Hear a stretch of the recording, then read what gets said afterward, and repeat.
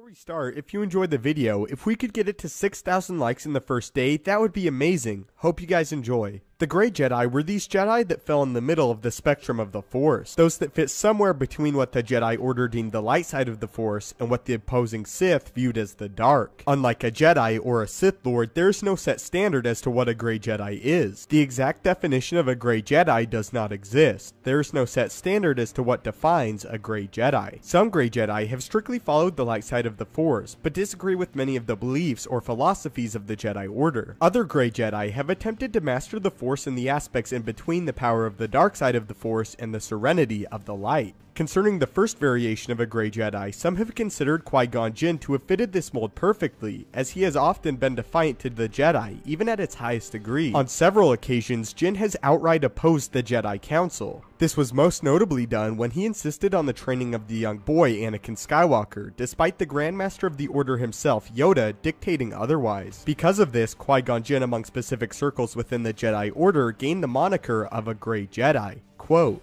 Jinn always does things his own way, always sure he is right, always incredulous if we do not see it his way. Some think he is a Grey Jedi. What many do not know about Qui-Gon Jinn is, unlike most Jedi, he does not serve the Order above all else. Jinn, while most often a faithful Jedi Master, primarily served the goals of another, even despite the disagreements of the Jedi Council. This definition of a Grey Jedi perfectly describes Qui-Gon Jinn and why the Jedi Order continues to keep him around despite his, quote, maverick nature. The so-called Grey Jedi have been with us since the beginning. Although they do not break the Jedi orthodox concerning the dark side, they bristle when asked to take orders from the Jedi Council. Grey Jedi make compromises, cut corners, and hide their actions from scrutiny, all under the assumption that their existence makes them the authorities on policy. They are mavericks who are difficult to control, but can be valued members of the Order after they have been persuaded to follow the established hierarchy. This was the precise reason why the Jedi kept Qui-Gon Jinn around. Qui-Gon was a natural leader, and one of the finest Jedi Masters the Order had at the time. Despite being somewhat of a rogue among other Jedi, Qui-Gon was highly effective at any mission he was given. But this still does not answer the question, who was Qui-Gon Jinn's true master if not the Jedi? Qui-Gon served solely what he referred to as the living Force. Above all else, Jinn would follow the way the Force willed him to go, even if it directly went against the Jedi Code or other prestigious Jedi Masters such as Yoda. By moving with the living Force, Qui-Gon focused solely on the moment in which he resided and lived at times even refusing to look into the future as he saw this as dangerous. Jinn believed if he focused only on the now, the Force would fully guide him down the path in which he needed to follow. In The Phantom Menace, Jinn believed that it was the Force that willed him to train the young Anakin Skywalker and go against the desires of the Jedi Council. Unlike his master Dooku, Jinn held no fascination with the dark side of the Force, even in the slightest. Jinn believed that the dark side was not in fact the living Force, but some perversion on the true state of the Force, which was the light. Jinn did not believe that the light and the dark were different sides of the same coin, but rather the darkness was the rust on the coin, and the light was its purest and true state of existence. All energy from the living Force, from all things that have ever lived, feeds into the cosmic Force, binding everything and communicating to us through the midichlorians. Because of this, I can speak to you now. But Jinn's refusal to look into the future caused him much heartache. Not only was he solely responsible for commencing the training of debatably the most skilled Jedi killer of all time, Darth Vader, but was lured away from his apprentice in his final lightsaber duel. During the duel, Maul used his environment to his advantage and manipulated Jinn into following him to a battlefield of his choosing. Maul then separated Jinn from his Padawan and then systematically dismantled the Jedi Master. It was because of Jinn's refusal to look to the future that he doomed himself and ultimately the Jedi Order, and it was this streak of gray that led to his ultimate failure and death at the hands of Darth Maul. So what are your thoughts on the Jedi Master Qui-Gon Jinn, and do you accept him as a Grey Jedi or just a maverick that resided within the Jedi Order and was fully a Jedi Master? Personally, I do consider Jinn as a Grey Jedi, but not to the highest degree. Jinn was a Grey Jedi in a sense that the Jedi and their code were always second to him, and it was never something he lived and died by. While still important, it was never the most important, as again, he served the Force itself, not the Jedi. Grey Jedi are those who, though having completed the teachings of the Jedi, operate independently and outside of the Jedi Council. They are typically seen as misguided, though they have not necessarily succumbed to the dark side. So finally, in your opinion, was Qui-Gon Jinn a Grey Jedi, or simply a more extreme version of a true Jedi Knight? And do you believe Jinn's views on the Force to be correct and ultimately lead to the destruction of the Sith, or false and lead to the destruction of the Jedi and even himself? I would love to hear your thoughts on this. If you would like to join me in the daily Star Wars discussion and debates, follow me on Twitter at tmarvelouswave, link will be in the description. If you enjoyed this video and feel it deserves it, it would really help me out if you could leave a like. If you haven't already, consider subscribing to the YouTube channel to keep up to date with everything Star Wars related, from news, explanations, and theories from a galaxy far, far away. If you have any video topics you would like to see addressed in a future video, do not hesitate to leave them in the comments below the video, or again, tweet them at me. As always, your viewership and support means the world.